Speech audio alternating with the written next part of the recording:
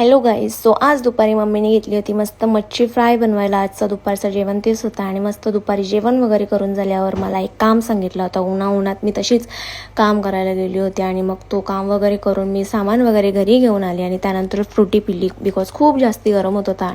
आणि त्यानंतर घरी आल्यावर आमचं पाणीच संपलेलं होतं. सो हे दादा मस्त आमच्या पाणी घेऊन आले होते आणि मग त्यानंतर त्यांनी पाणी वगैरे भरलं आणि मग दुपारी बंकू आणि माझी अशीच मस्ती चालू होती या डेनवेल करू. आणि मग बाबांनी बंकूसाठी खूप मस्त मस्त खेळणी आणली होती आणि मग तेच आम्ही बघत होतो, खूप भारी भारी. मग तो खेळत होता, मग आम्ही असे टाईमपास वगैरे करत बसलो. आणि त्यानंतर मग संध्याकाळी शिवानी तिला मॅगी खायची होती. सो मग तिला मस्त मी मॅगी वगैरे बनवून दिली. आणि दुसऱ्या दिवशी आम्ही चाललो होतो बाहेर, मम्मी पप्पा आणि मी. आम्हाला जायचं होतं एक बर्थडे पार्टीला.